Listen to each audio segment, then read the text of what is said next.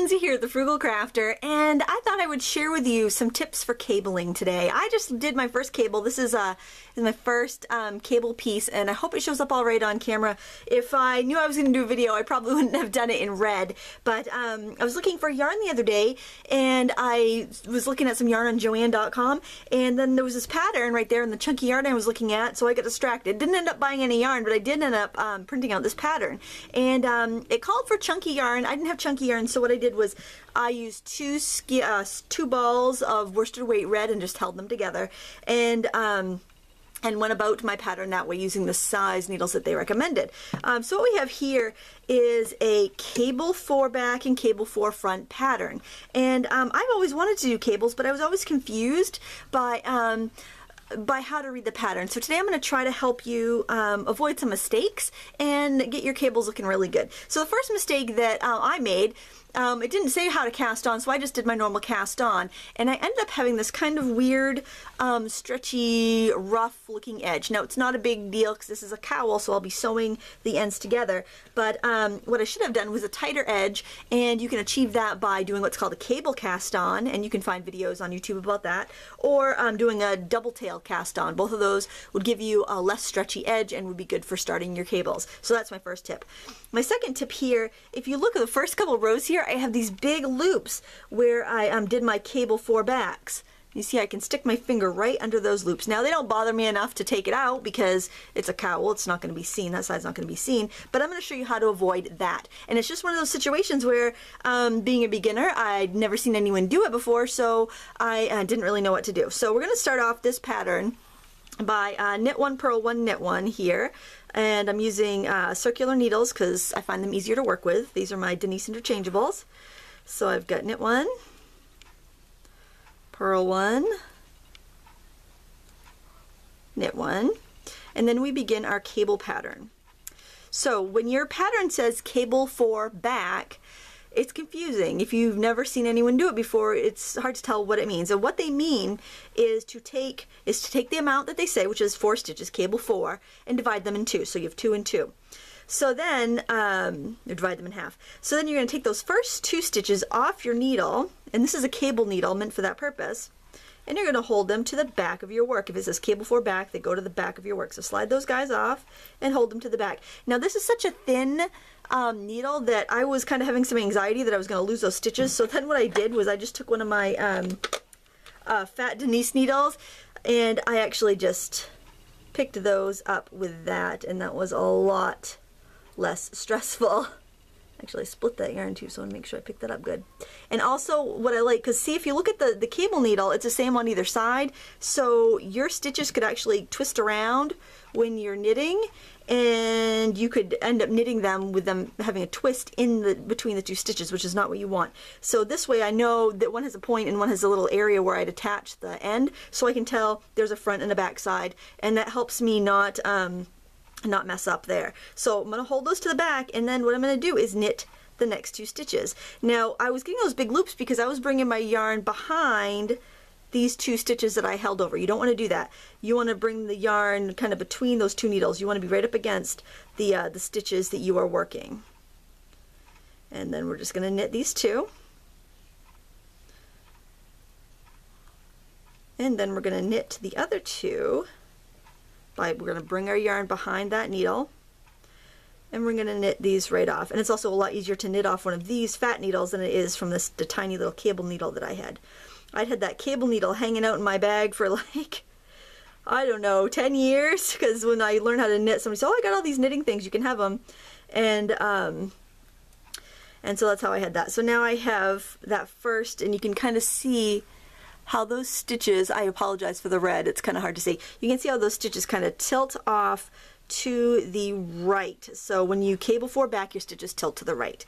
All right, so then the next thing in my pattern was to cable 4 front.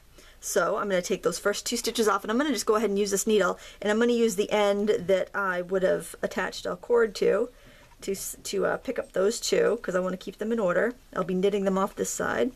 You could use a double pointed needle too if that's what you had. I just think the fatter ones are easier so that they don't slide off on you. And so that little bump in the middle, if you have such a thick, if you're using big needles, that little bump doesn't really do much to hold it on. They probably make them in different gauges, I just don't have any. So I'm going to knit these next two, as usual. But see, all cables are regular knits or purls, but you're rearranging the order that they are knit in. So that's what makes them kind of twisted and braid and whatnot. And there are lots of different patterns to give you different effects, but it's the same thing. Now I'm just knitting off those two needles that I held in front, and this is going to give me a cable that goes to the left.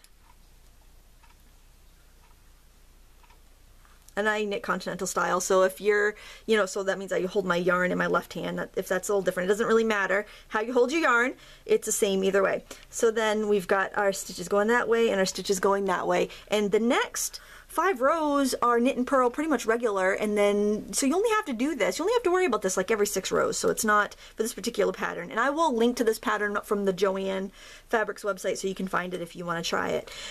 Okay, so then my next 3 stitches are going to be knit 1, purl 1, knit 1, and that gives us a seed stitch. So when you're doing a cable, typically you will have a contrasting stitch pattern so that your cable stands out. So in this case, it's a seed stitch on the edges, in the middle, and on the other edge. That just makes your braid of your cable stand out better. And I mean, you could do reverse stockinette, so these are all purls in there. It's completely up to you what you decide to do there for that stitch. This pattern called for a seed stitch, and it tells you exactly what to do. I do recommend, if you're learning cables for the first time, that you do a flat rectangle, so that you don't have any increasing or decreasing or any other stitches that are going to get you into trouble. With it being 25 stitches here, it's 25 stitches on the end, it's 25 stitches in the middle, it's 25 stitches all the way. So I can count. If I'm not sure exactly where I am in a pattern, I can count and get myself on track. And I know if I have 24 stitches, I've done something wrong. If I have 26, I've done something wrong. Okay, so we're going to go back to cable 4 back again. So I'm pulling off these first 2 stitches onto my extra needle, and I'm going to hang it out in the back. So you don't need to go out and buy cable needles. You just find like a double pointed needle or something, a pencil, anything that will hold your stitches without letting them slide off. I've put my yarn right up against this next stitch I'm going to knit, so I'm knitting these next 2.